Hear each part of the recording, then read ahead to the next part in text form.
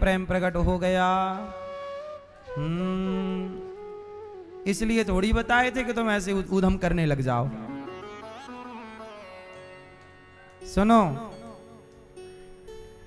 जो वेद पढ़े और भेद करें, मन में नहीं निर्मलता आए। कोई कितना भी चाहे ज्ञान कहे, कोई कितना भी चाहे ज्ञान कहे, भगवान को पाना क्या जाने।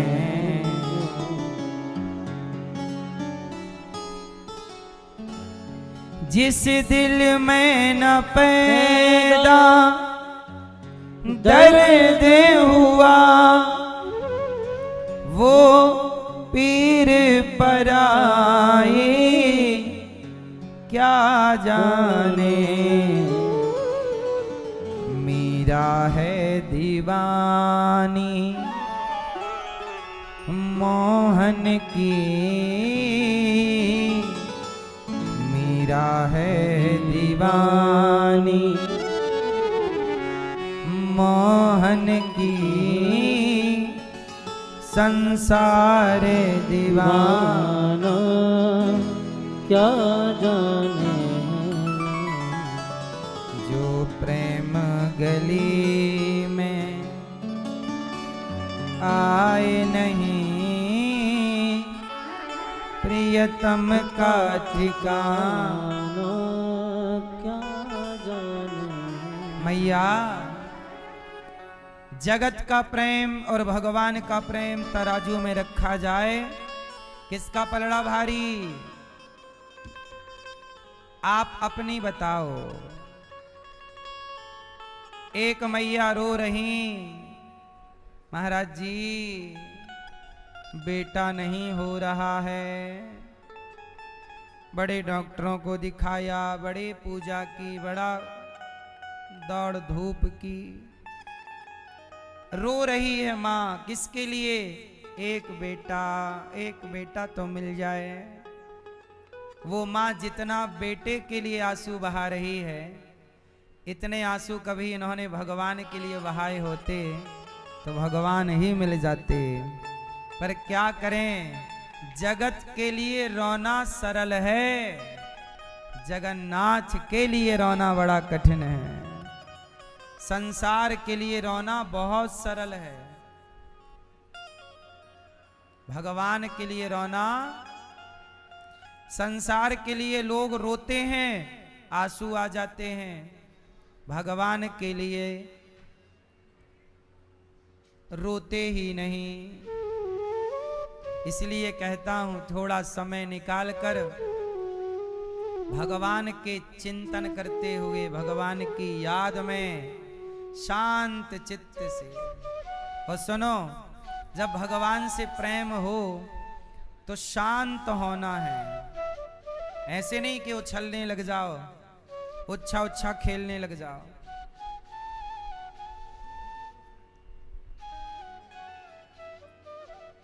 जब प्रेम प्रकट होगा तो शांत चित्त से कन्हैया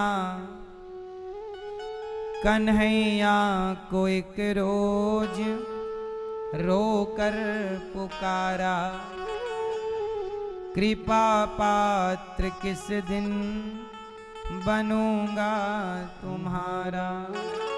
एक दिन भक्त रो रहा था और रोते हुए बोला, प्रभु कब आप कृपा करेंगे, कब आप मुझे स्वीकार करेंगे। संसार के सारे सुख मैंने पा लिए, कि आपके दर्शन के बिना प्राण जाएंगे। हे प्रभु, अब मुझे कुछ ना चाहिए। जब भक्त ये कह दे कि अब कुछ ना चाहिए, अब प्रभु आप चाहिए, उस दिन आपकी यात्रा पूरी हो जाएगी।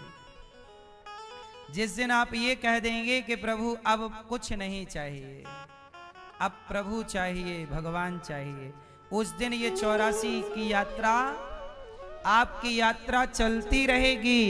कब तक? जब तक आप ये नहीं कह देते कि बस प्रभु अब और कुछ नहीं। नरसिंह जी की भौजाई, नरसिंह जी की भौजाई ने नरसिंह जी को कहा, नरसिंह जी ने कहा भाभी माँ वो गरम गरम रोटी दे दो हमें, हम भी गरम खा लें। तो भौजाई ने कहा हाँ हाँ, तेरा बाप कमा के रखता है, तेरा बाप देता है कमा के, घर में बैठा बैठा खाता है, गरम दे दो, गरम दे दो, ये दे दो, 10 रोटी खाता है बैठा बैठा, काम धाम कुछ करता नहीं, जा कमा के ला, कमाएगा तब खाना, शादी और कर लिया है, तेरी लुगाई को भी मैं ही खिलाऊं, ठेका ले रखा है मैंने। अरे भौजाई ने बहुत बोला, कमाता धेला नहीं है, बैठा बैठा गरम दे दो, गरम दे दो, जो दिया है बासी कल वाली वो खा, कल की बच गई थी 4 रोटी पहले वो खा। बहुत जलील किया, बहुत अपमान किया। कौन? भौजाई ने। किसका? नरसिंह जी का। नरसिंह जी बेचारे घर से निकल गए, बड़ा अपमान कर दिया भौजाई ने। जंगल चले गए कि अब प्रभु, अच्छा वो भक्त थे, भगवान का चिंतन। अच्छा भक्त को भी अकर्मण्य नहीं होना चाहिए, काम करते रहो, पैसे कमाते हुए प्रभु का स्मरण बनाए रखना। भक्त का अर्थ ये नहीं है कि तुम अकर्मण्य हो जाओ, दूसरों के आश्रित हो जाओ, नहीं। कमाओ, काम करो और भूखे को रोटी दो, ठीक है। पर नरसिंह जी उस समय छोटे से बालक थे, बहुत बड़े होते तो वो कमाते। उस समय उनकी उम्र ज्यादा नहीं थी, उनकी दादी अम्मा ने उनका जल्दी से ब्याह कर दिया था, क्योंकि दादी को चिंता थी कि मैं मर जाऊंगी तो मेरे नरसिंह का ब्याह कौन करेगा। अभी छोटे बालक थे वो, 14-15 साल के, और भौजाई ने कह दिया कि कमाता तो है नहीं, चल। अब नरसिंह जी को बुरा लगा, बेचारे चले गए, जंगल गए, बोले अब नहीं लौटूंगा। जंगल गए, भूखे थे बेचारे, भौजाई ने भोजन के समय उठा दिया था, भूख लगी थी उठा दिया, चल। बेचारे भूखे घर से निकल गए। एक जंगल में गए तो भूख से लड़खड़ा करके एक शिवजी का शिवलिंग था, शिवलिंग था, उस पे जाके धड़ाम से गिर गए, और सिर की तरफ शिवलिंग है, और बेचारे बड़ा लंबा चले, जंगल में हैं, भूख लगी है, भूख से बेहोश हो गए और शिवलिंग पर गिर गए, शिवजी के ऊपर पड़े।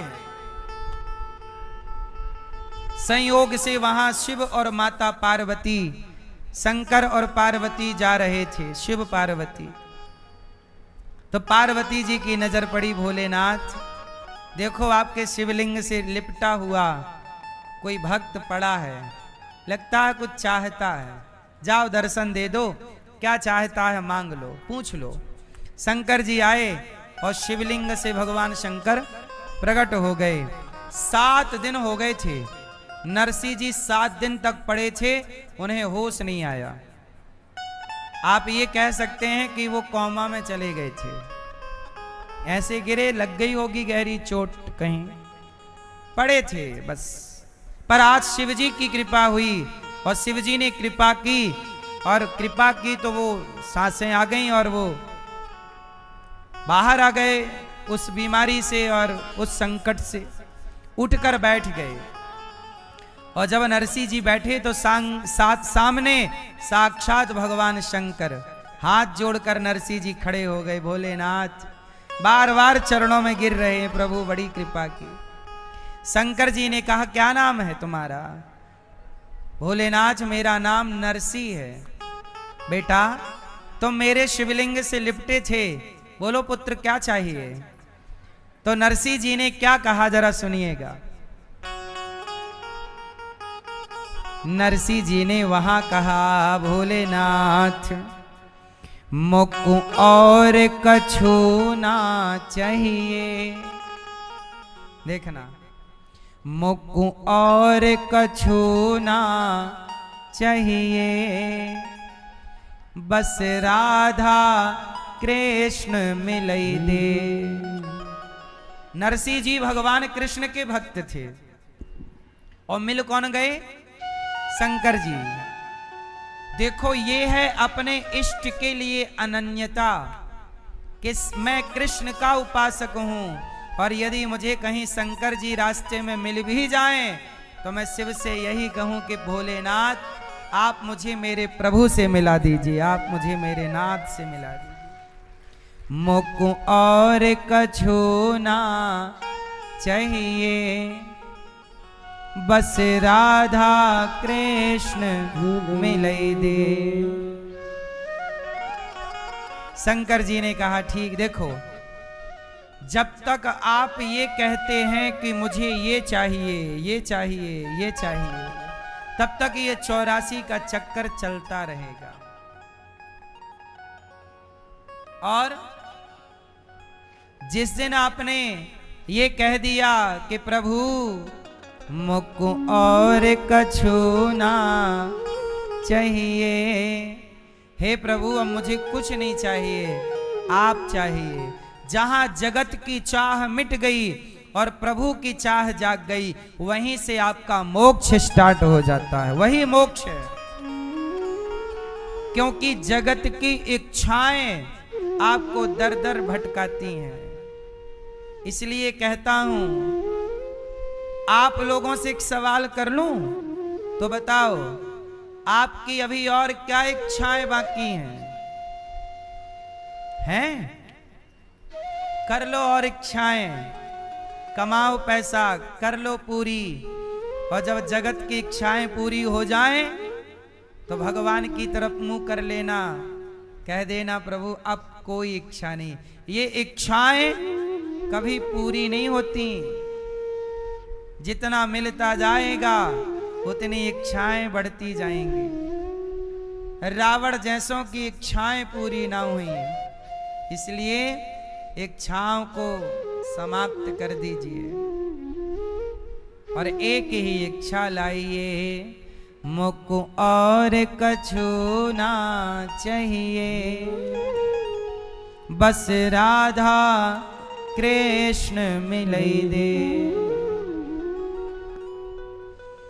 हमें कुछ नहीं चाहिए प्रभु, बस आप चाहिए। सब कुछ तो मिल गया।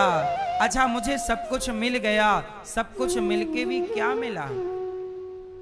मुझे पद मिला, प्रतिष्ठा मिली, पैसा मिला, संसार का सुख मिला, लेकिन ये सब कुछ पाकर भी इन सब का मैं करूंगा क्या? बोलो मेरी मां। यदि मुझे बहुत पैसा मिल जाए मैं क्या करूंगा? क्या करोगे आप पैसे का? खाओगे तो पेट भर रोटी ही ना। आदमी ना जाने क्यों बेवजह भागता है। पैसा कमाना चाहिए मेरी माँ, गलत नहीं है, पर पैसे में पागल ना हो जाओ। पैसा जरूरतें पूरी करने के लिए होता है। कर लो अपनी जरूरतें पूरी कर लो। क्या करूंगा मैं? आज मेरे पास खूब पैसा आ जाए, मैं मरूंगा तो मैं बांध के ले जाऊंगा? बोलो ना मेरी माँ। मेरी खूब इज्जत हो जाए समाज में, क्या करूंगा मैं समाज की उस इज्जत का? मेरी इज्जत अभी आप लोग करते हैं, क्या करूंगा मैं? ये इज्जत मेरे साथ छोड़ी जाएगी। मेरा सम्मान, मेरा अपमान, पैसा, गाड़ी, जमीन, बंगला, परिवार सब यहीं तक के साथी हैं। आगे ना मेरा पुण्य मेरे संग चलेगा मेरी माँ। इसलिए कहता हूं, नाहक परेशान रहते हो, खुशी खुशी जीवन जिया करो। क्यों करता गुमान, है ना? क्यों क्यों करता गुमान देह जल जाएगा, वो आज जा रहा है तू कल जाएगा। हैं?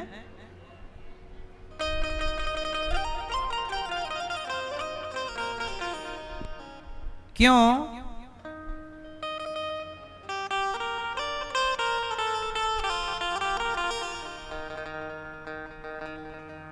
कहाँ हैं वो लोग जो लोग कहते थे मैं ये हूं, मैं वो हूं, मैं ये हूं। कल मैं परिक्रमा लगा रहा था वृंदावन की, तो रास्ते में मुझे शमशान मिला, और जब शमशान मिला तो मैंने झांक करके देखा, नजर डाली, कोई जल रहा था। जो आज जल रहा था ना, वही कभी ये कह रहा था तू मुझे जानता नहीं। जो आज जल रहा है वही ये कह रहा था तू जानता नहीं मैं कौन हूं। मैं ये, मैं वो, मैं ऐसा, मैं वैसा।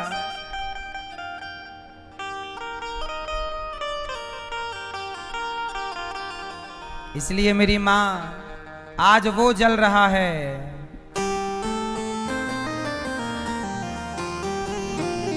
आज वो जल रहा है, कल मुझे भी जलना है।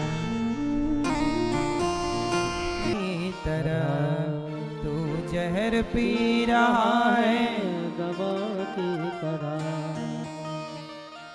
आएगा ओ मान जा मेरा कहना, न पछताएगा। मान जा मेरा कहना न पछताएगा। वो आज जा रहा है तू तो कल जाएगा। वो आज जा रहा है, अपन लोग कल चलेंगे। इसलिए मेरी माँ इस घमंड में ना रहो कि मेरा ये है और मेरा वो है। ये सब यहीं तक के हैं और यहीं के लिए हैं। इसलिए ना मेरे साथ गाड़ी चलेगी, ना बेटा, ना बेटी, ना परिवार, ना दौलत। इसलिए मेरे साथी कौन है जानते हैं? मेरे साथी हैं भगवान, वही मेरे साथी हैं। क्यों ना मैं अपना चित्त उन्हीं में लगाऊं। अच्छा भैया एक बात बताओ, यदि मैं अपना मन आप में लगाऊं तो मुझे क्या फायदा होगा? यदि मैं अपना मन पैसे में लगाऊं तो क्या फायदा है? परिवार में लगाऊं तो क्या फायदा है? और भगवान में लगाऊं तो मेरा जीवन सार्थक हो जाएगा। शंकर जी जब नरसिंह जी को मिले तो नरसिंह जी ने कहा मुझे कृष्ण चाहिए। तब शंकर जी नरसिंह जी को बैकुंठ ले गए और वहां प्रभु का दर्शन कराया, और भगवान ने नरसिंह जी को इजाजत दी कि जाओ मेरी भक्ति का अब आप जाकर प्रचार प्रसार करो। इसलिए नरसिंह जी आए। तो जो भगवान के भक्त होते हैं ना, वो ऑलरेडी बैकुंठवासी होते हैं। वो तो केवल भक्ति का प्रचार करने के लिए धरती पर आते हैं, अपना प्रचार करते हैं, कार्य करते हैं, समाज को समझाते बुझाते हैं। दुनिया माने तो सही, ना माने तो सही। आप मान लो तो सही है, नहीं मानो तो भी लगे रहो चक्कर में। तो 84 का चक्कर कब रुकेगा? कब रुकेगा मेरी माँ? कब रुकेगा? चलो बताओ, 84 का चक्कर कब रुकेगा? 84 लाख जन्म मृत्यु का चक्कर कब रुकेगा? चलो बताओ। अभी हमने आपको बताया है इसलिए पूछ रहे हैं, क्यों कब रुकेगा मेरी माँ? बताओ कब रुकेगा मेरी माँ? नहीं बताओगे? कब? जब आप ये कह दोगे कि मुझको और कछु ना चाहिए, बस राधा कृष्ण मिले दे। जब आप ये कह देंगे कि प्रभु हमें और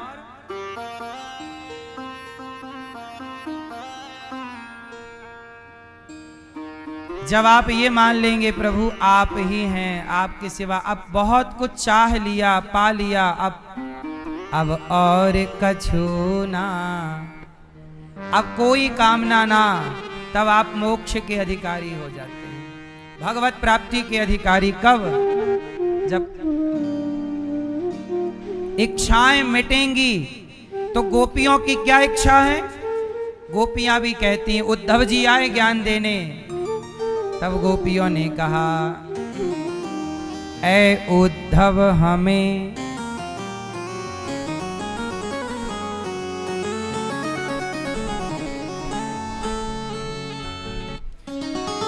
ऐ उद्धव हमें ज्ञान की पोथी न सुनाना। ऐ उद्धव, ऐ उद्धव हमें ज्ञान की पोथी न सुनाना। क्यों? हम प्रेम दीवानी हैं, वो प्रेम दीवाना। हमें उद्धव ज्ञान ना दो, हम तो कृष्ण से प्रेम करती हैं, उन्हीं के प्रेम में रहना चाहती हैं। उद्धव जी ज्ञानी थे, पर गोपियों के प्रेम के आगे उनका ज्ञान बह गया। मैया कितना भी ज्ञान पालो, हाँ कोई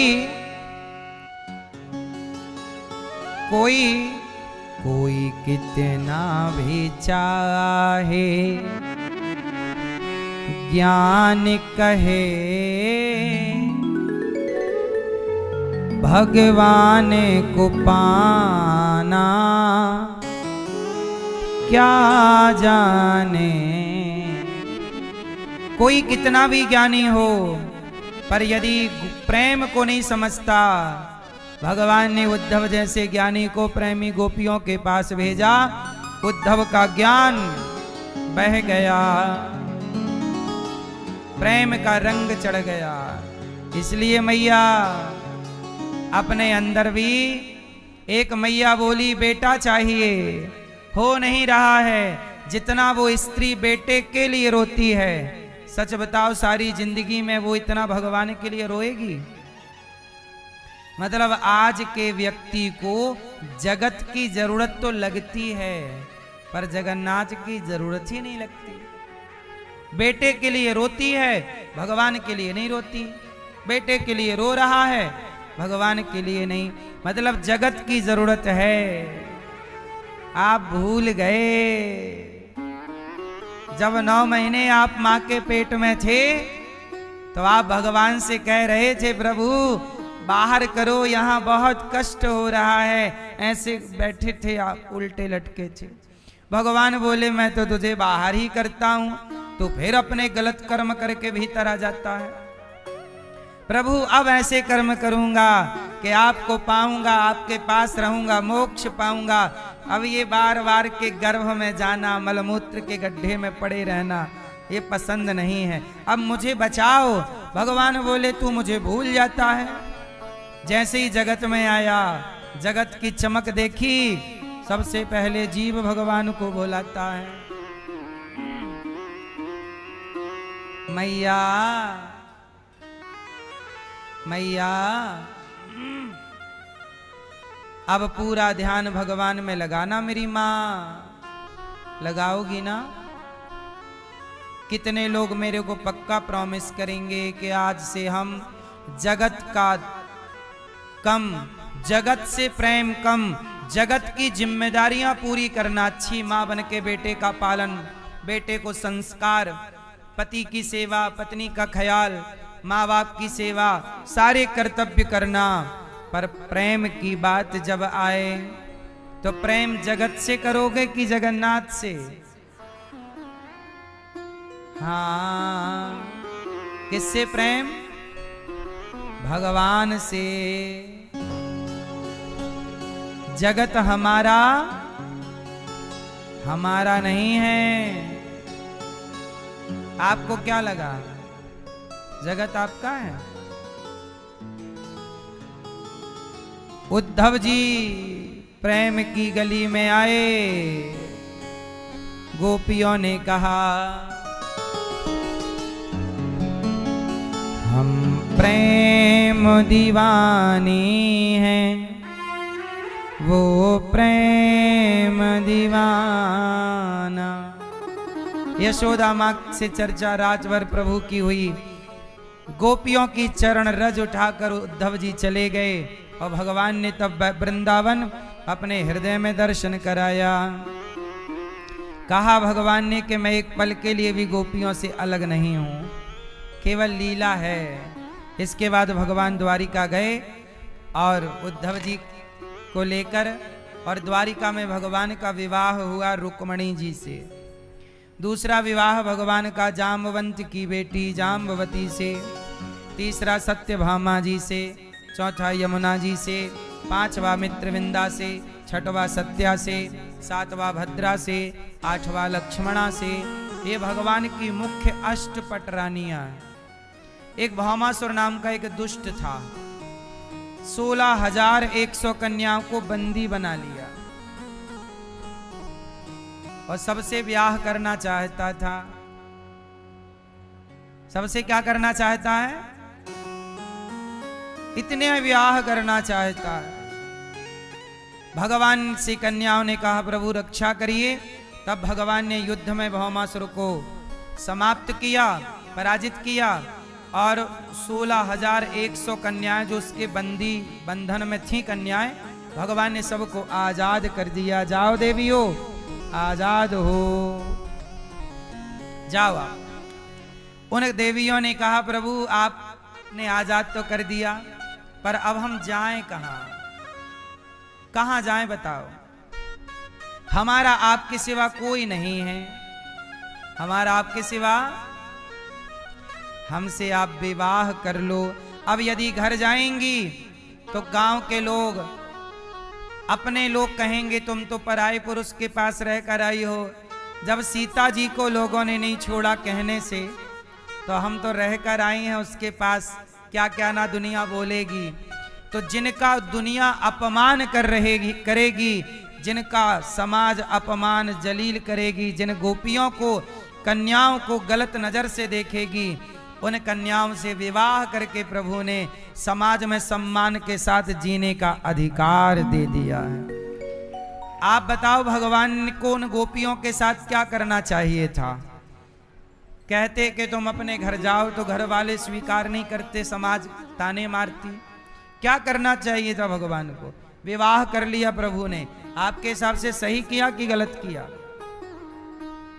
भैया? हाँ, सुन रहा है न तू,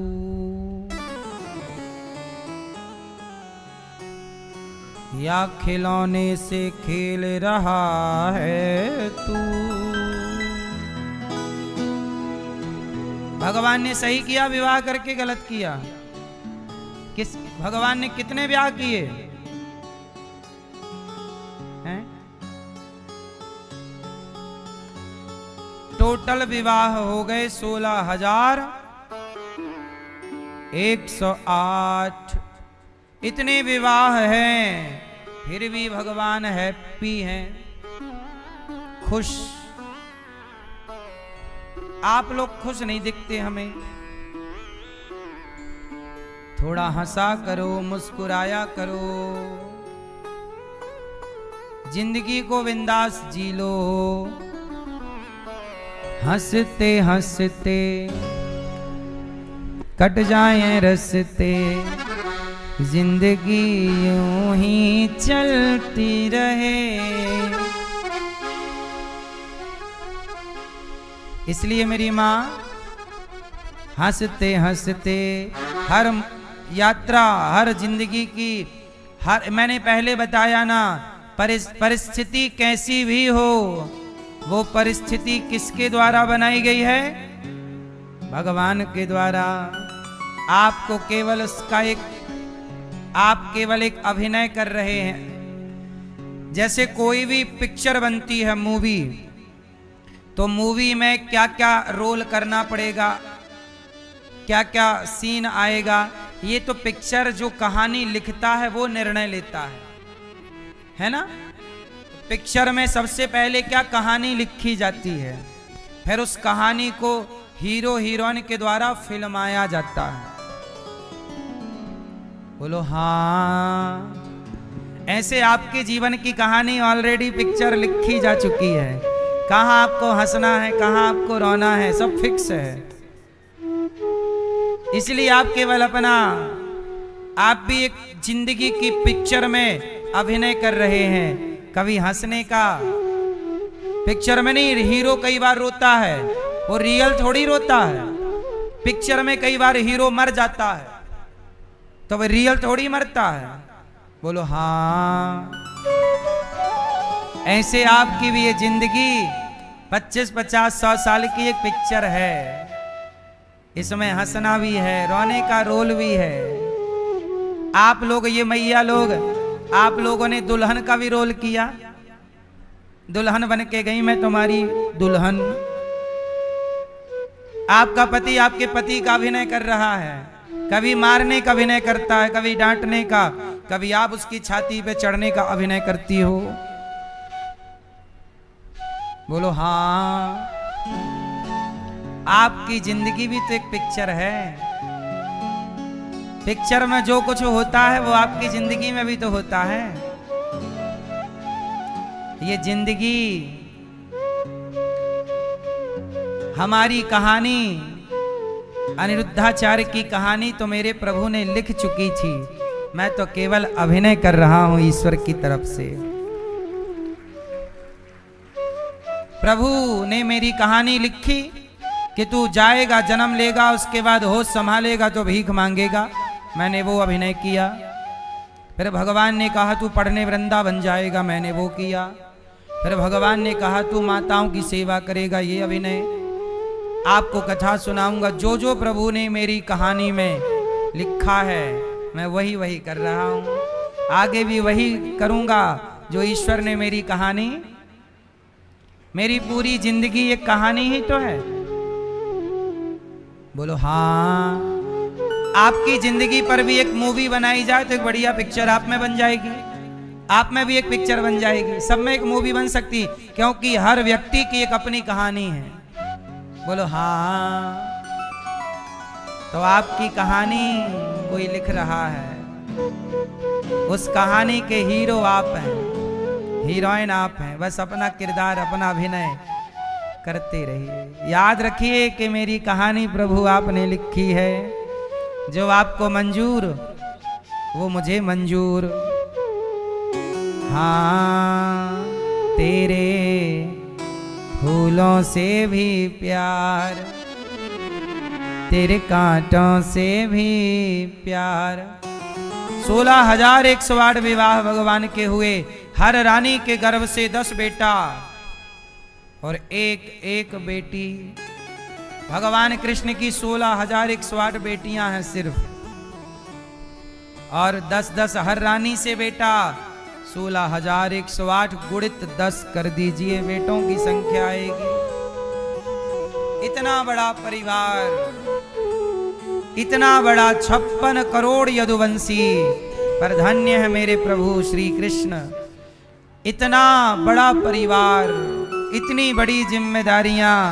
और जानते हो क्या हुआ आखिरी में? भगवान कृष्ण का परिवार आपस में ही आखिरी में लड़ गया। आपस में ही लड़के एक दूसरे पे तलवार चला के समाप्त कर दिया। और श्याम सुंदर खड़े मुस्कुरा रहे हैं, क्योंकि प्रभु की कहानी में यही लिखा था कहानी आप बदल तो सकते नहीं। राम के जीवन में 14 साल का वनवास लिखा था, बोलो हाँ। बदल तो सकते नहीं, तो जब वनवास है, वनवास को रोक नहीं सकते, बदल नहीं सकते, तो रोए क्यों? अब जब समय काटना ही है तो रोक के क्यों काटना? हर परिस्थिति में प्रसन्न रहा करो, क्योंकि समय तो काटना ही है, नहीं काटना। बदल तो सकते नहीं ना आप, राम के वनवास को बदल नहीं सकते आप। भगवान कृष्ण का भी हाल क्या था? आखिरी में सब लोग मर रहे हैं परिवार के, और कृष्ण केवल खड़े हैं।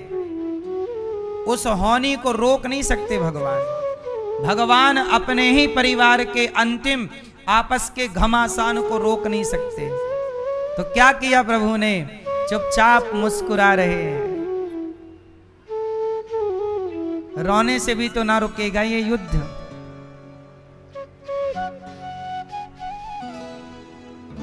इसलिए कहता हूं, परिस्थितियां कैसी भी हों, मुस्कुराया करिए, खुश रहा करिए, क्योंकि आपके रोने और दुखी रहने से भी तो बात बन ना जाएगी।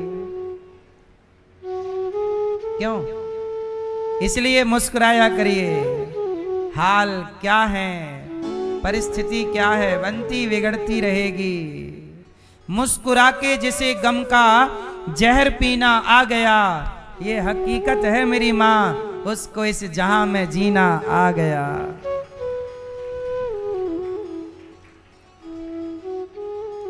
मुस्कुरा के जिसे गम का जहर पीना, उसे इस जहां में जीना।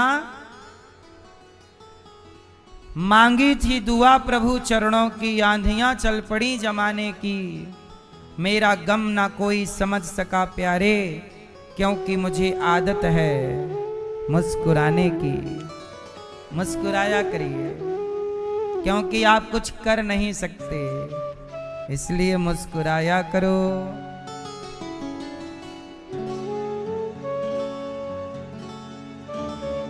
भगवान ने 16,108 विवाह, इतनी पत्नी, इतना बड़ा परिवार।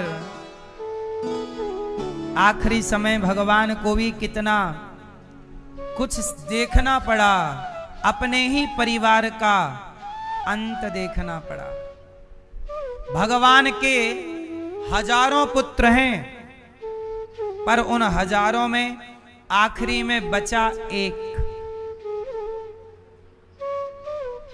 राम जी के गुरु का नाम बताइयो जरा, क्या है? क्या नाम है? राम जी के गुरु जी का नाम है वशिष्ठ। वशिष्ठ जी के 100 बेटे थे। कितने? जोर से, जोर से। और वशिष्ठ जी के 100 के 100 बेटे मारे गए। किनके? राम के गुरु के 100 पुत्र समाप्त हो गए। कई बार आप परेशान हो जाते हैं, उदास हो जाते हैं, ये ऐसा क्यों हो गया, ऐसा नहीं होना चाहिए। घटनाएं, वशिष्ठ जी इतने बड़े ज्ञाता, इतने बड़े विद्वान, राम के गुरु, उनके जीवन में कष्ट आया है, तो हमें और आपके जीवन में कष्ट नहीं आएगा? इसलिए जीवन में कष्ट तो आएगा, तकलीफें आएंगी, पर भगवान ने हमें क्या सिखाया है? जो होना है वो होएगा। आप मुस्कुराया करिए, प्रसन्न रहिए। एक बार जिंदगी मिली है, जी लो। भगवान ने रुक्मणी जी से कहा कि प्रेम की बातें हैं। फिर अनिरुद्ध के विवाह की कथा है। अनिरुद्ध का विवाह उषा के साथ, बाणासुर पर कृपा हुई। राजा नृग भगवान के गौदान करते थे, जिसके कारण आखिरी समय राजा नृग को भगवान के दर्शन हुए। इसलिए आपसे कहता हूं, जीवन में गौदान अवश्य करिएगा। पाप तो कर ही चुके हैं हम, अब थोड़ा सा पुण्य कर लें। गौदान, अन्नदान, शिक्षा का दान, सब दान है। इसलिए कहता हूं, गौरी गोपाल गौशाला में गौदान आप कर सकते हैं। आज हमारी मैया जी ने किया गौदान। गाय को चारा, चारे का दान, तुला दान कर सकते हैं आप। करते रहिएगा। यही मरने से पहले आप 3 काम करिएगा। गौदान करके ही मरिएगा। अन्नदान, मरने के बाद 13 ब्राह्मणों को खिलाया जाएगा। अन्नदान ही तो होता है। जीते जी 13 को क्यों, सैकड़ों संतों को गौरी गोपाल में हजारों संत आते हैं। जीते जी खिला दो, मरने के बाद तो 13 लोग खाएंगे ही। तो मरने से पहले गौदान, अन्नदान। गौरी गोपाल आश्रम में हजारों संत पर डे भोजन करते हैं। कल का अन्न क्षेत्र आप भी अपनी ओर से बंटवा सकते हैं। संतों के भोजन की सेवा आप कर सकते हैं। और मरने से पहले तीसरा काम, भागवत सुन लीजिएगा। अभी 1 तारीख से यहां भागवत जी के पोथी पाठ होंगे। आप भी अपने माता को, पिता को ले आओ, भागवत सुनवाओ। प्रेम से भागवत जी की कथा 7 दिन के ही पाठ सुनो। और आप जीते जी भागवत सुनेंगे तो व्यक्ति कैसा भी पापी हो, जैसे अंधकार कितना भी घना हो, परंतु एक दीपक जल जाए तो वो अंधकार को चीर देता है, मिटा देता है। ऐसे पाप कितना भी घना हो, पर भागवत जी का दीपक जलाओगे पोथी पाठ का, तो निश्चित वो आपके पाप को समाप्त कर देगा। ये पुण्य। इसलिए जीवन में एक बार अपने को भागवत सुनवाइए और माता पिता को भागवत सुनवाइए। पोथी पाठ गौरी गोपाल में, इसलिए हम पोथी पाठ का मतलब है भागवत जी वही है। भागवत जी में 18,000 श्लोक हैं, तो वो सारे श्लोक संस्कृत से आपके संकल्प से पाठ किए जाते हैं। पूरा अनुष्ठान कहते हैं। वो एक प्रकार का आपके लिए क्या है, एक अनुष्ठान। भागवत जी का अनुष्ठान आप कराइए, जिससे आपके घर की सुख शांति भी बढ़ेगी, पितृदोष भी समाप्त होगा, और आपका मनुष्य जन्म हुआ है, वो कर्तव्य है भागवत सुनना, वो भी पूरा होगा।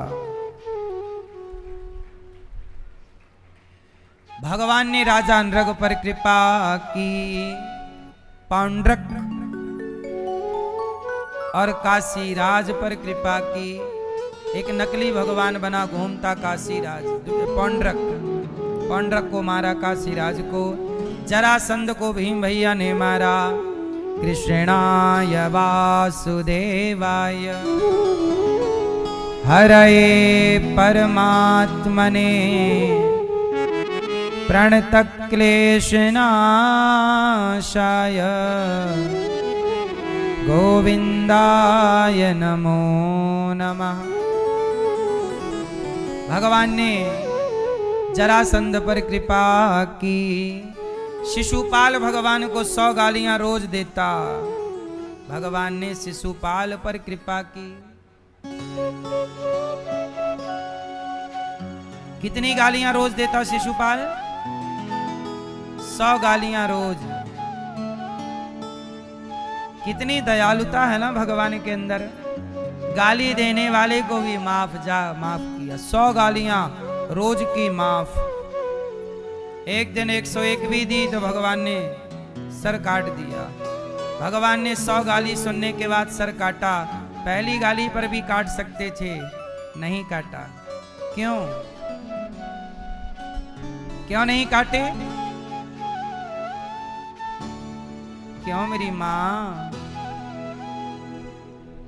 क्योंकि भगवान आपको और हमें ये कहना चाहते हैं कि तुम भी कुछ सहना सीखो और सहनशील बनो। क्या बनना है भैया? आप सहते नहीं हैं क्यों?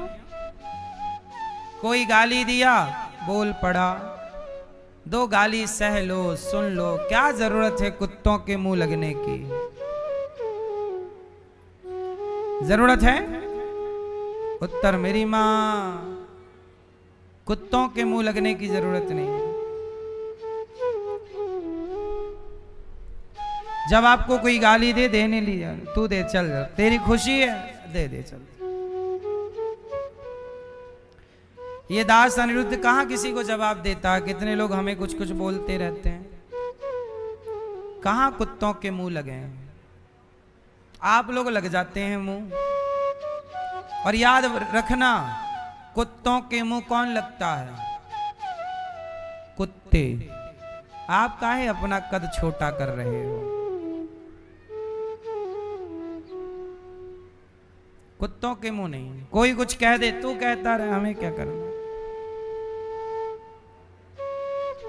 सहनशील, सहता रहे, सहता रहे, सहता रहे, हर कष्ट को, हर पीड़ा को। जो मेरे भाग्य का दुख है वो मुझे भोगना ही है। बोलो हाँ।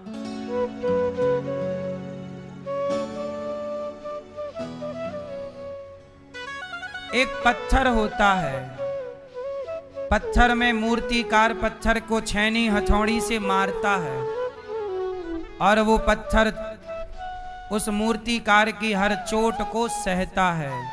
सहता है तभी ना भगवान बनता है वो पत्थर, और टूट जाए तो कंकड़ पत्थर बन जाएगा। जो पत्थर चोट खाकर टूट गया वो कंकड़ बन गया, और जो पत्थर चोट सह गया वो शंकर बन गया। इसलिए मेरी मां, सहा करो। सास कुछ कह दे, पति कुछ कह दे, समाज में कोई कुछ कह दे, जो जवाब देने योग्य है जवाब भी दो। हम ये नहीं कहते कि तुम एक सीमा तक सहो, भगवान भी 100 तक सहे। एक सीमा तक ठीक है, इसके बाद तो रिप्लाई जरूरी है, जवाब जरूरी है, तुरंत जवाब नहीं।